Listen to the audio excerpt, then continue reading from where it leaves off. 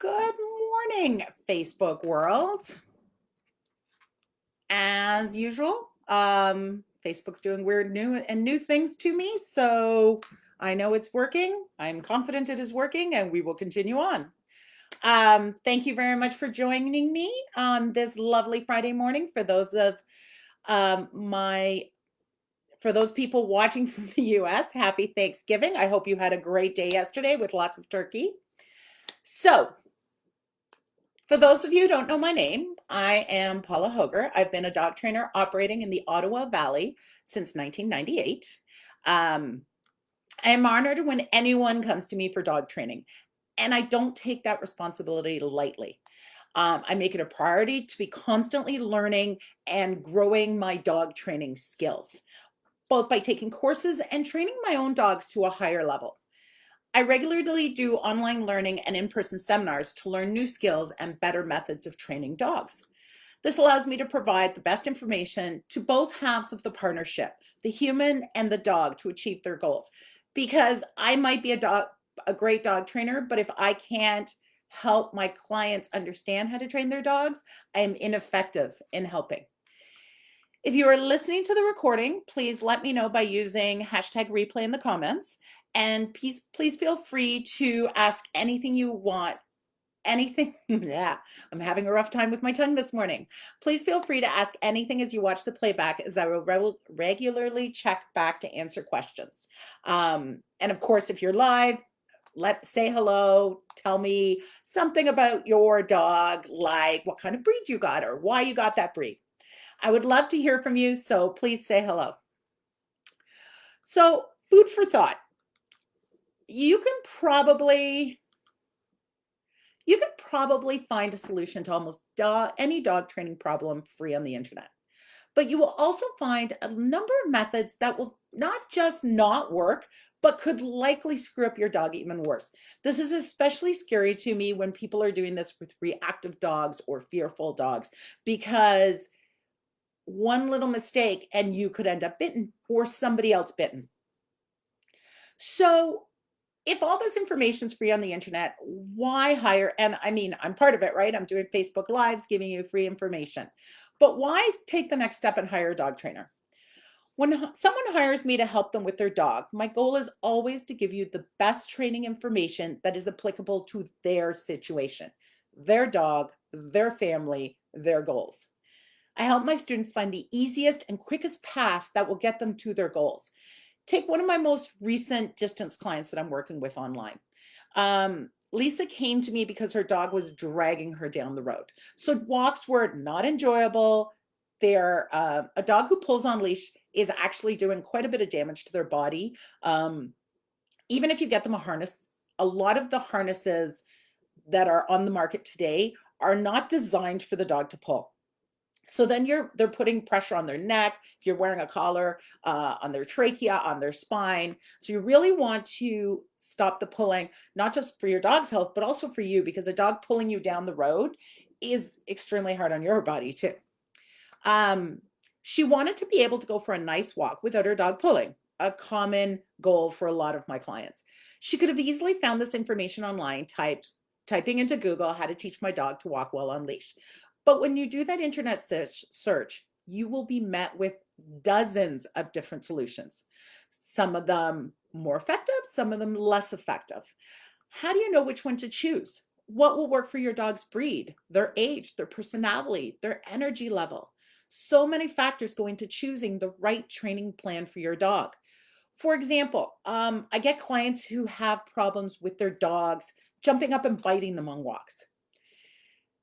And they usually go to correction, and that's what a lot of the sites or a lot of the information on the internet tells them to do. Oh, your dog's being dominant. That's a whole different life. And usually, you know what it is? Usually it's fear. Usually it's stress. The dog's panicking. He doesn't know what to do. He jumps on you, basically going, please hold me, please hold me, please hold me. And if you don't address that fear, you are never going to fix that. Yes, you may get rid of the jumping. You correct it hard enough, you will eventually get rid of the jumping. But now the dog's totally suppressed and worried, which is potentially going to make this so much worse, because now if something happens, the odds of a bite are 100 times higher, 1,000 times higher than if you had dealt with the fear, addressed the fear, and built confidence in the dog.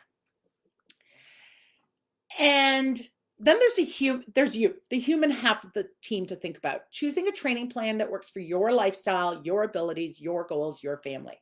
It's not just choosing the right plan for your dog, but one that will work with the habits you already have in your everyday life.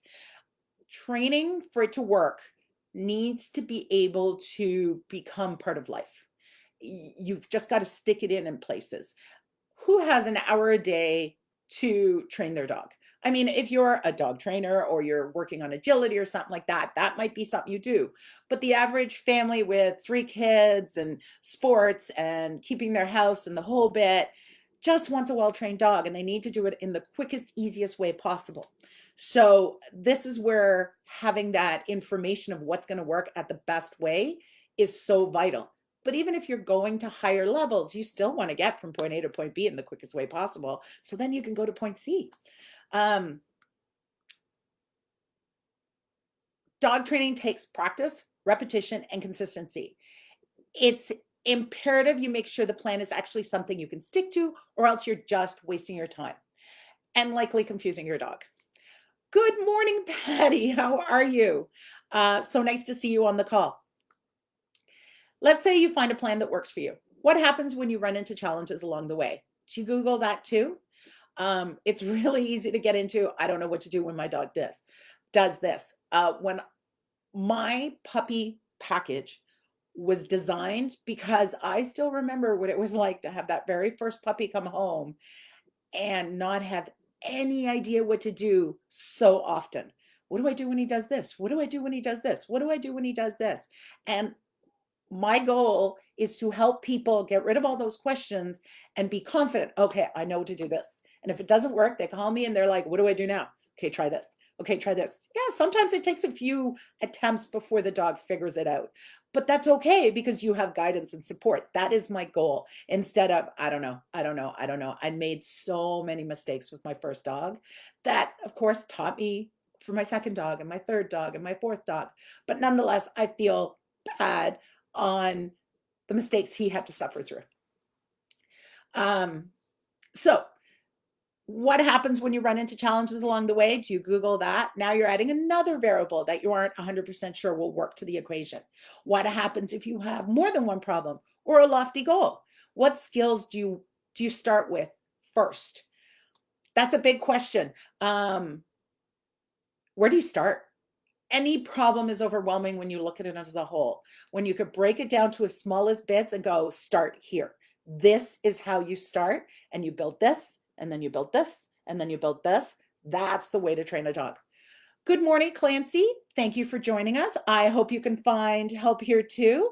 Tell me about what's going on. Tell me about your dog or what problems you're having, and maybe I can talk about it today on the live. Okay, so that's why dog owners hire dog trainers that can coach them through their journey, to take away their questions and give them the answers they're looking for to accomplish their goals, to support them when they get stuck. And everyone gets stuck. I get stuck all the time, and guide them to whether to change paths or stay on course. It's not always wrong to quit, or at least quit that path. But yeah, you got to know when it's you quit or when you keep going. That's a tough one. To know when setbacks are just tiny bumps in the road that will fix themselves, or just need a few tweaks, or to help them avoid the setbacks that will turn monster problems into monster problems if they continue doing what they were doing. My job when I do my puppy program is not to tell their people how the dog should behave. It's to figure out how they want the dog to behave. For example, jumping. Everybody says, I don't want my dog to jump. But some people really don't care. They only don't want their dog to jump on their mother-in-law. But they don't care if the dog jumps on all their neighbors and friends, because the neighbors and friends enjoy it, especially if you have a smaller dog. So that's defining exactly what that looks like for them. And if you can't be clear on what you want, you definitely can't explain it to your dog. Okay, it is interesting for me to see how my mindset has changed over the years doing this for a living. I grew up in a family that was self-sufficient, meaning we didn't hire people. We were very much do it yourselves. I was born in South America. My parents are South America from Uruguay. Um, that mentality is very much you do everything yourself. And with YouTube now, it's amazing. The do-it-yourself videos, I've done so many things with do-it-yourself videos. But as I keep doing this, I realize the advantage of calling an expert. There are still piles of stuff we'll do on our own, but I am very quick to go, yeah, I'm stuck. Let's call someone. In the long run, it usually costs me less money, especially when you factor in the amount of time you had to research, you had to figure stuff out, where the expert comes in and goes, yeah, do this, and figures it out.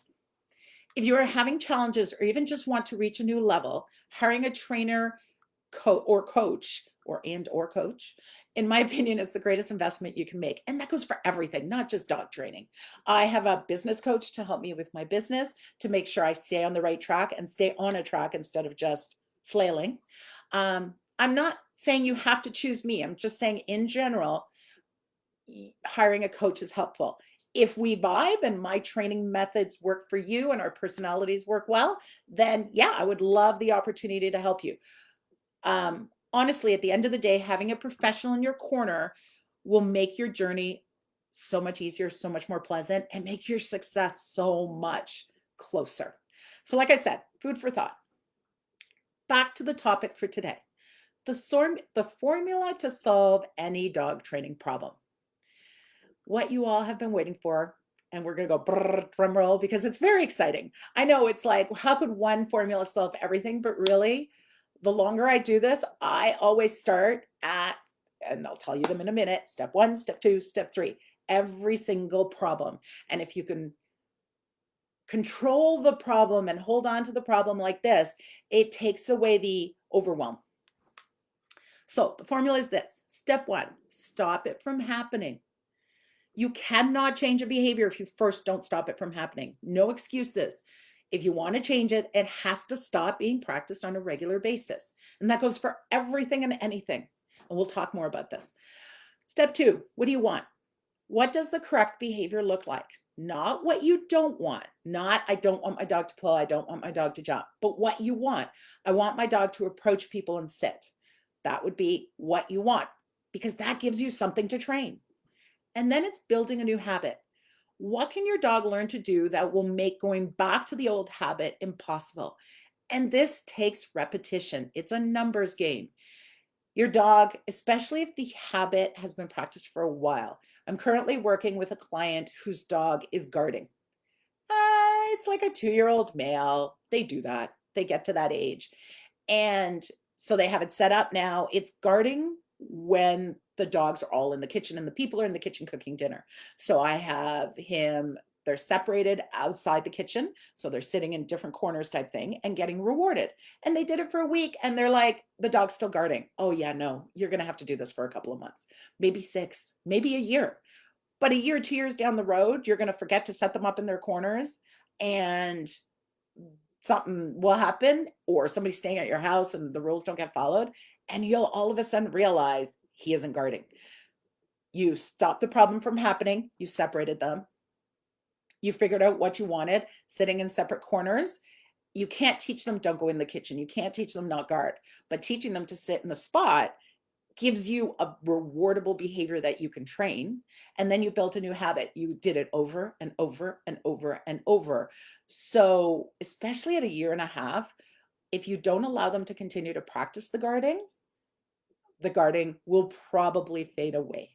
And he's also practicing seeing the other dog get food and him get food on a regular basis, which again is going to help with guarding. Okay, so today we're going to dive deep on all these steps. Ask me questions, give me, oh, wait, there's more comments. Sorry, I forgot to scroll. Julie. Yes, a few minutes here and a few minutes there.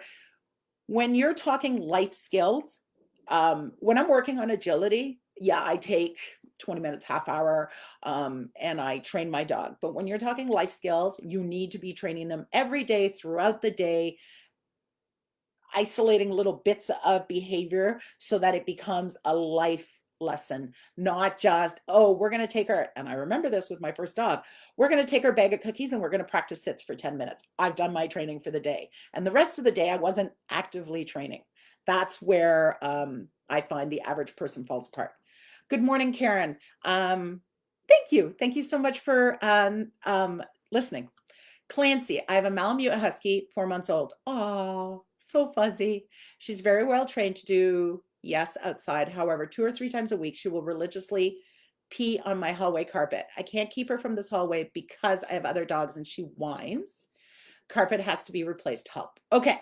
So 2 to 3 times a week, 4 months old, you're starting to get to the point where it's going to become a habit. So 4 months old is kind of my cutoff where I get really picky on house training and I'm like, okay, we can't let this happen because I know by 4 months old, they are 100% physically capable of holding it, where at 2, 3 months old, it's a crapshoot whether they can physically hold it. Your 4-month-old puppy would be spending a pile more time in the crate. So I would try to figure out, does she always pee approximately the same time? Like, does it always happen in the afternoon, or does it always happen on a day where you're home from work, or does it happen when you're home for lunch? Try to figure out a pattern, because then it's easier to crate during that pattern. But honestly, if it was my 4-month-old puppy and she was peeing in the house 3 times a week, she would not be out of the crate till she was over peeing. So you said she whines in her crate, then I'd be crate training. So this is breaking it down in the bits. I want a dog who's crate trained because I use the crate throughout the dog's life. Let's say somebody comes over with a baby and they're uncomfortable with my dogs get crated. I definitely put my dogs in crates when I have company for dinner, because your company sooner or later drops food or feeds them, stuff like that. I use the crate throughout their life, not as a punishment, but as just a fact of life. My dogs are crated when I am not home because I do this for a living. So I hear all the horror stories. So I just can't do it. I tried to leave them loose. They didn't do anything wrong, but I was stressed and I'm like, why? My dogs are totally happy in their crates. So yeah, I would work with your Malamute Husky. I would be crating more, limiting the house freedom, and I would be tracking on a calendar time and days to see if you can figure out a pattern. So that's how I'd be dealing with that. Okay, step 1, stop it from happening. If your dog has a behavior somewhere, somehow it's earning reinforcement. So let's go back to the Malamute. When she pees, it feels good. That's the reinforcement. Then it becomes a habit. You go to the toilet and pee because that's what you've been trained to do your entire life. If you'd been trained to go into the bathtub and pee, I know you're all like, ew, but if that's what you'd been trained, that's what you would do, because that would be the habit. If your dog gets trained to go outside, your dog will go outside to pee. But if your dog gets trained to go in your hallway, your dog will go in your hallway. Does that make sense? So that's why I am really I'm really against pee pads, because to me, you're teaching your dog to go to the bathroom in your house. And I'm not sure dogs understand the difference between a pee pad and a mat at the door.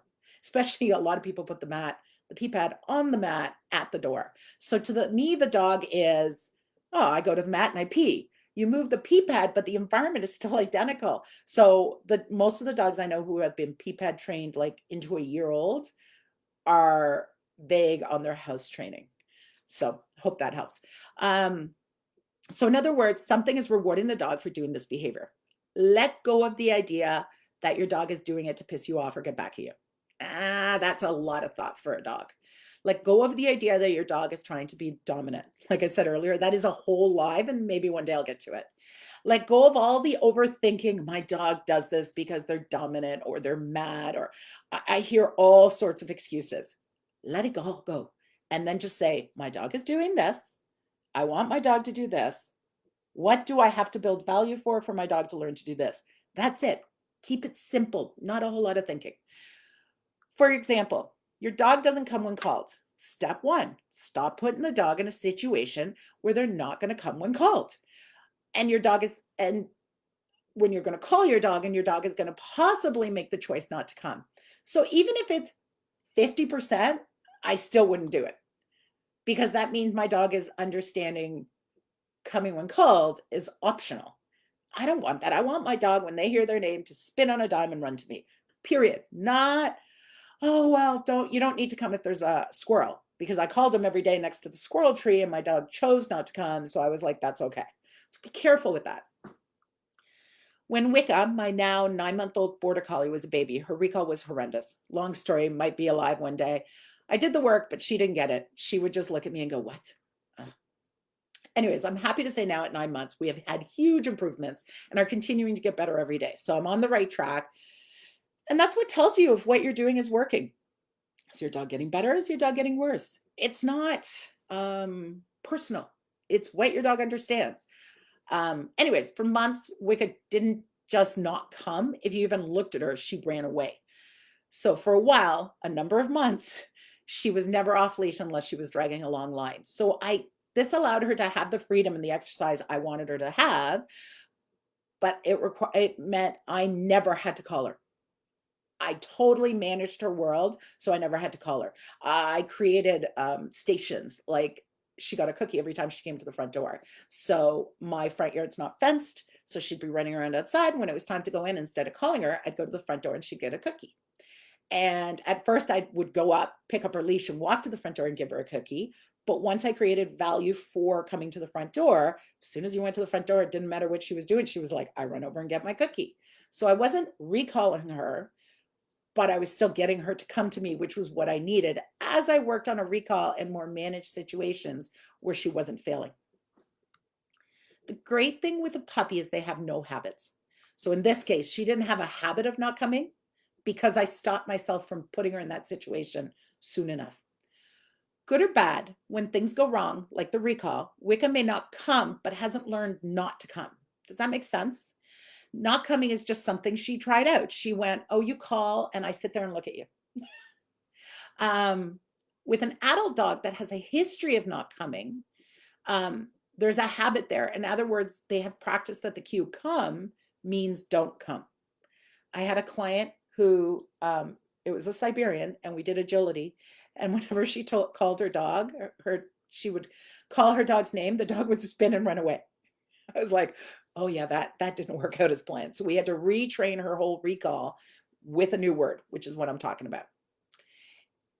This is the hardest thing I find clients have. If it doesn't work, stop saying it. So if you call your dog and your dog doesn't come, don't keep calling, because it's just reinforcing this means don't come. Dogs learn by association. I hear this noise, then this happens. When you call your dog and he doesn't come, now that habit for the word come means stand there and look at me, or even worse, run the other way. With an adult dog, when I'm working on recalls, the first step is still the same. Stop it from happening. Put them in situations where you don't have to call them. But when I'm training, I train a new word that doesn't have the history associated like the old word does. Chewing is another great example of puppies having no established behaviors. Most puppies chew. Sure, some don't, but most do. You want to manage your puppy so the puppy makes good choices. This is usually done by crating or containment of some kind, limiting the choices available for your puppy. The next step is problem solving or figuring out. The next steps in problem solving is figuring out what you want and creating new habit. But this, with puppies, a lot of times you can just manage the behavior to not happen, and then they outgrow it without ever having to train anything different. Let me give you an example. Puppy A is named Max. Max spends a lot of time in the X pen, where every time he feels like chewing, he finds toys to chew on and has a really good chew.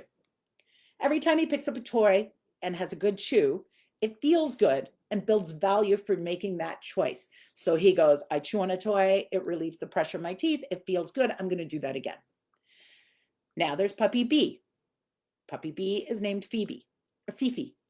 Fifi spends a lot of time loose in the house. She has the opportunity, she has in her freedom, chewed shoes, chewed on the baseboards, and chewed on the couch. She is supervised. So she stopped quickly, but she still got reinforcement for chewing on a baseboard. And this is the tough part, it felt good to chew the baseboard. baseboards are right there. They lie down, they open their mouth, the baseboard kind of falls in their mouth. I used to have a coffee table, and one of my dogs, he would walk by and the corner would just fall in his mouth and then he'd give it a chew. So, and this was again my first dog where I knew nothing. Um, so she's earned reinforcement for chewing stuff that you never ever want her to learn to chew, your baseboards, your shoes. But then there's a second reinforcer because she will soon start to figure out that she gets your attention whenever she chews on these things. Attention is always a reinforcer.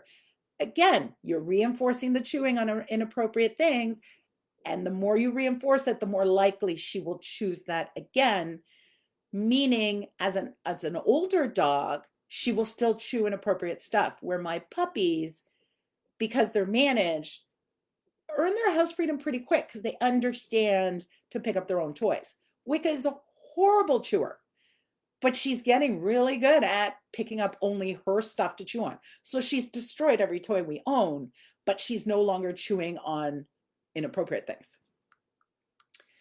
So, what concerns do you have with your dog? Can you think of ways to stop it from happening? Give me some examples of something that your dog is doing that now you're coming up with a plan to stop it from happening. So to review, step 1 is stopping the behavior, preventing the dog from continuing to practice the behavior and strengthening the habit. When I work with my students on the puppy program, this is the first step, is creating a management plan that works with your dog, your family, your world, right? So what's going to work best for you to create the adult dog you want? So whatever that is, how is best to manage the dog? Stopping problems from happening before they happen makes life so much easier for everyone involved. Okay, so step 2, what do you want? And this is really hard. So now you stop the behavior. This creates a behavior vacuum. Your dog was used to doing one thing, like bark at people walking by your house. When you stop your dog from doing the thing, the barking, you need to fill that hole. If you don't fill that hole, your dog will go back to barking because that's what's worked before. So they're going to go do it again. And this is why correction doesn't work in a lot of situations. You may stop the behavior, but until you replace the behavior, your dog will default back to what was originally rewarding. Does that make sense? The dog has no substitution behavior, so we'll go back to that incorrect behavior because this is what worked in the past. This is going to make you think. The human brain tells us what we don't want. I do it. So when I was getting my website redone, the person would do it. I'm like, she's like, what do you want? I have no idea what I want, but I don't want that, but I don't want that, what I don't want that. She would create something and I'd be like, I don't want that. I don't want that. I don't want that. Our brains are designed for what we don't want. We have a much harder time thinking of what we do want. So the average client calls me and says, I don't want my dog to jump on people. I don't want my dog to pull. I don't want my puppy to bite my kids. For this to work, we need to come up with what we do want. I want my dog to approach people and sit. I want my dog to walk beside me. I want my dog to chew on a toy when he plays with the kids, because if your dog is chewing on a toy, his mouth is on the toy and not on the kids. In this mindset, you have something to teach. I won't lie. This is taking me years to stop trying to stop dogs from doing things and start trying to teach them things. Every year, I discover new places where I'm still trying to stop behavior instead of create new behavior. This way of thinking is so much better because it's solution oriented instead of correction oriented. Once you have a clear idea of what you want, you're ready to go to step 3. Let's take a second. Tell me in the comments what you want your dog to stop doing, and then tell me what you want your dog to do instead. Let me check the comments. Patty, Ollie comes home on Tuesday. Congratulations. I can't wait to see pictures. He is already an active wee Aussie boy. My cat is crazy and will want to engage him in chasing. How to manage. Crate and X-Pen and cat only around when I can manage. Short lead in the house to manage the dog since the cat is unmanageable. I know cats are a pain in the butt. Yes. Like I said, I do a lot of crating and X-Pen with my puppies. They don't have a pile of house freedom. Couple of reasons. One is so they don't get into anything. The other one is so they learn to be crated and X-Penned and understand self-control. So if your dog is in an X pen and the cat walks by, let's face it, your 8-week-old puppy probably won't chase your cat. Some do, but most don't, especially for the first few days because they're like, oh, this is all new, right? So they're a little suppressed. So I would, every time the cat walks by and I'm available, throw cookies in the crate. So that he's learning, oh, cat walks by, I sit here, and by cookies, I mean, I usually use kibble. And I do that a lot. So then short lead in the house, yes, go back and look at the Get It game. I'd be playing the Get It game with the cat. If you could have someone, if you can get someone to make the cat move around, like call the cat, walk over to the other side of the room, call the cat, depends if your cat has a recall. I'd be playing Get It games, so holding the puppy's Ollie's collar, and when the cat runs by, reward Ollie. Cat runs by, reward Ollie. Cat runs by, reward Ollie. I did the exact same thing with my first border collie and my son, who was 1.5 years. I got my son to run around playing, and the dog was sitting next to me on the couch being rewarded for calmly watching the child run around. Now, here's the thing with cats. Every cat and dog has their own relationship that you have to decide how much you permit. Some dogs and cats wrestle, some dogs and cats play. A lot of cats are they like to poke, meaning, they poke the dog in the head, run away, and then the dog chases, and then the dog gets yelled at. So you have to decide. You can train your dog to pretty well almost ignore anything the cat does. You have to decide if you want to manage the relationship that much. So as you see them together, start to get a feel of what you want. Yeah, let me know if you have any questions. Julie, we tried to ignore barking. We tried to let it extinguish itself. We tried quiet. The best thing is distraction. We bring her to her bed in the living room so she's not at the window. It's now a habit. She goes to her bed. One bark, she's over to the bed. Awesome, Julie. That's spectacular. You can't ignore barking at stuff because barking at stuff is self-reinforcing. So ignoring it usually will not work because it's fun.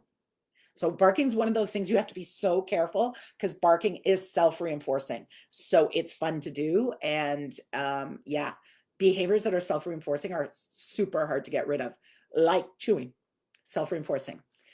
Emily, hi Paula, we're working on stopping Kodak from tugging on our clothes when excited or when we aren't paying attention to him. We're managing by wearing tighter clothes and rewarding when he greets us calmly, walks beside us calmly, and teaching him how to settle when we aren't engaged with him. We also use our X-Pen. Those are all amazing management. When you're interacting, like when he's walking beside you and you're rewarding, you're teaching him calm. And when you're not interacting, you're using management like an X-Pen to manage him. So perfect. Keep that up. It's going to take a while. Some of these behaviors are not going to extinguish right away. Remember, it's repetition, repetition, repetition. So keep that up, Emily. That sounds great. Patty, cat used to wrestle Bernese and kiss dogs' faces. Your tips are helpful. Yeah, so I got a feeling this cat's going to deal with the puppy. I don't want mayhem every time the cat runs by, but at the same time, confident cats, which it sounds like yours is, are really good at teaching puppies the rules. And if she has to wrestle with a burner, chances are she's going to beat the crap out of your puppy, and the puppy's going to go, okay, no problem. I understand the rules. Okay.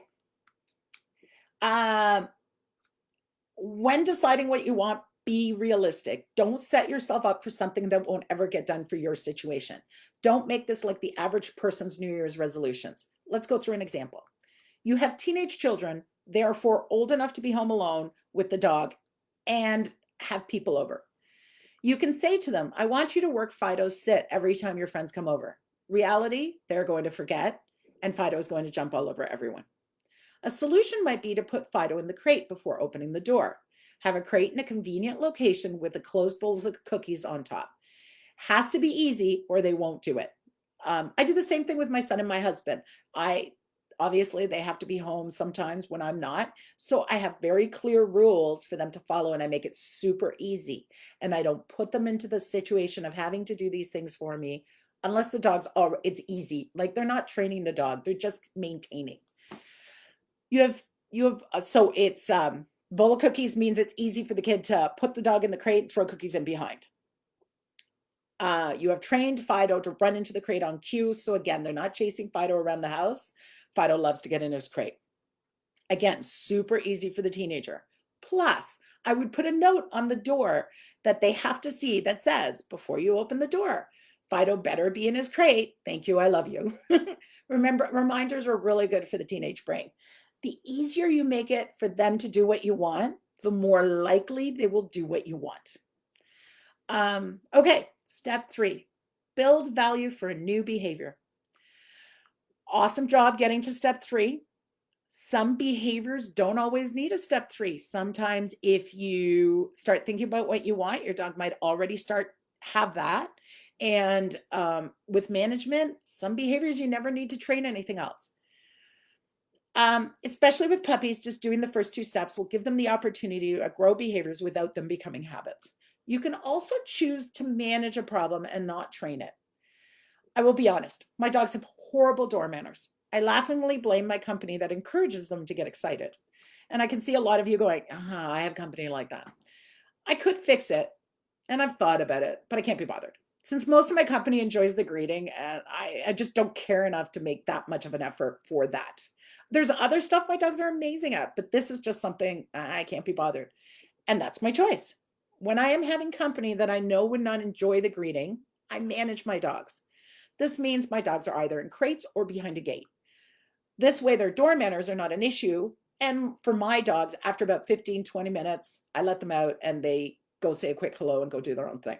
My dogs are calm and quiet in the crate or behind a gate. So that's also would be part of my ability to manage. If they were screaming and howling, then this would be much harder. I've worked with a lot of clients that have decided to manage behaviors instead of training, and that is perfectly fine as long as you understand the limitations. Here's an example. My family was at my sister's house with my dogs, and a friend came over. I happened to be in the shower and didn't realize somebody was coming over, so my dogs were loose. Yeah, my dogs totally jumped on this poor woman who was not a dog person. And of course, what do people do when dogs jump on them? Bah! And what did that make my dogs do? Bah! So yeah, it was bad. Well, I heard it was bad. I was in the shower. My dogs were not being, my sister was not impressed. She was not happy with me. My dogs were not being bad. They behaved how they always behaved. It was my responsibility to manage them if I didn't want them to behave like that, because I know this behavior has not been trained. It has been managed. This is the limitations to management over training. It is up to you to manage all the time. So back to step 3, build value for a new behavior. I'm going to introduce a new concept.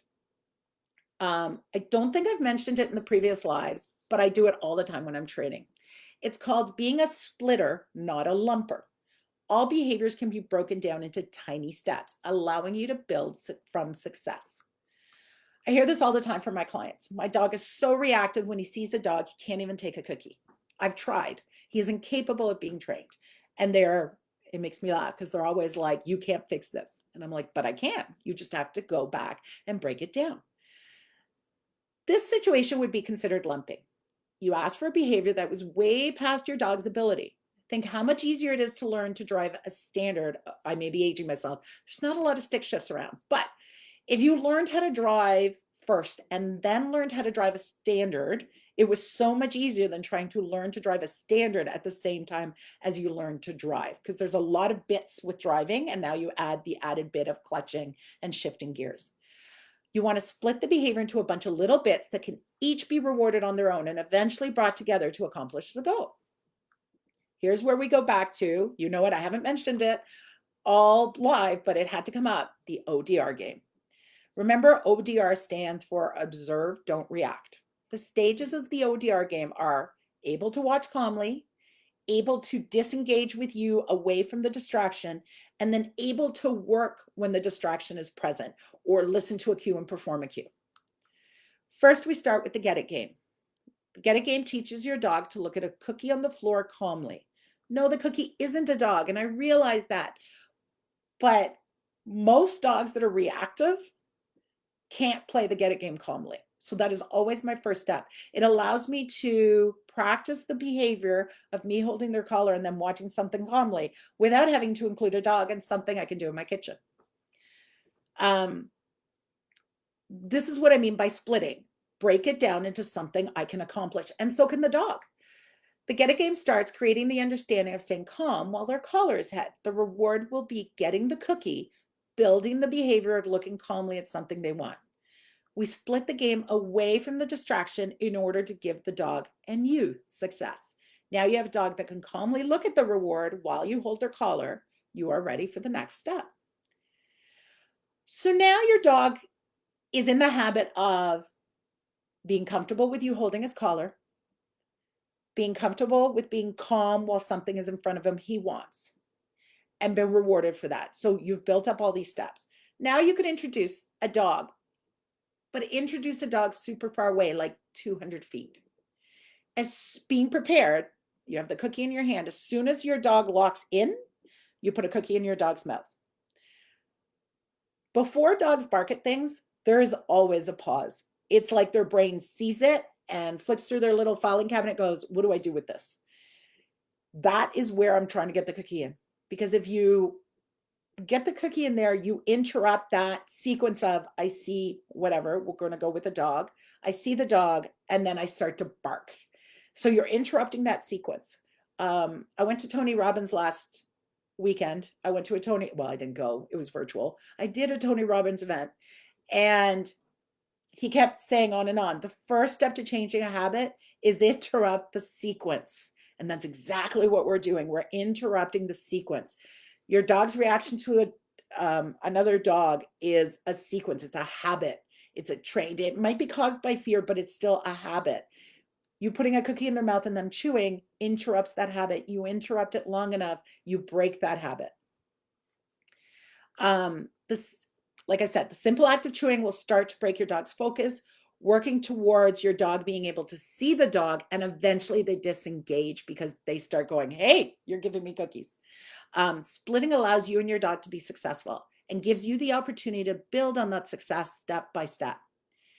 Have you found yourself getting frustrated when your dog doesn't get what you are teaching? It is really frustrating as soon as you go into the he should mindset. He should do this. This is just, I have a friend having a hard time with her dog, her puppy learning sit. I think at first the puppy's legs were just growing so much that the dog could not physically figure out the sit. And then that frustration has caused other problems with the sit. But she's like, it's a sit. Every puppy sits. I've been there, done that. Iggy, my now 11 in 2 days border collie. He didn't have a solid sit till he was 4 months old. He didn't have a solid down till he was 8 months old. And by solid, I mean, I give a hand signal and he gets a cookie. Like simple stuff that I can do with 8-week-old puppies, I could not do with my border collie. Mostly because I went, you should understand this. And he went, but I don't. And then we got frustrated with each other. So if you split the behavior, this helps the dog understand. In the case with the puppy who couldn't sit, we taught her to sit in a box. That helped her understand her body and get the concept of putting her body into a sit.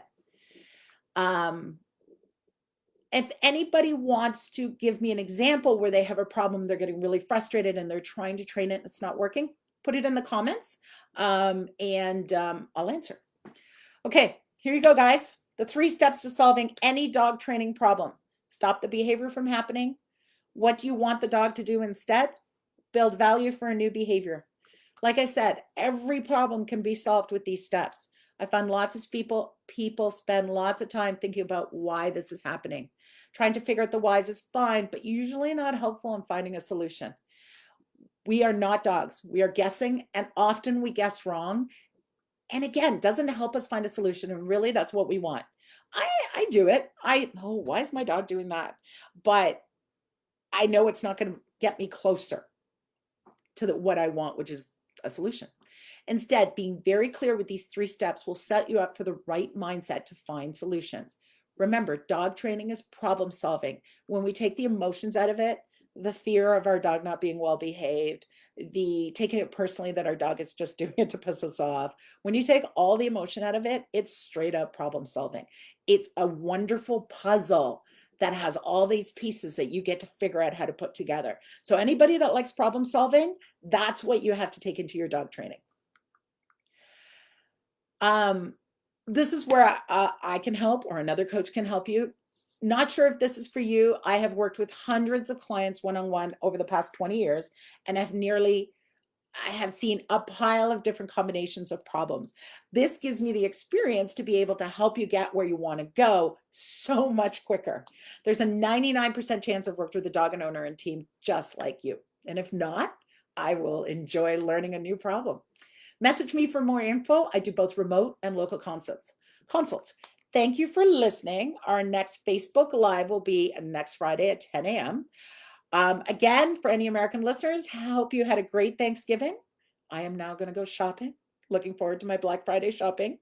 Bye for now. Have a wonderful week, and we'll see you next week. Thank you, guys.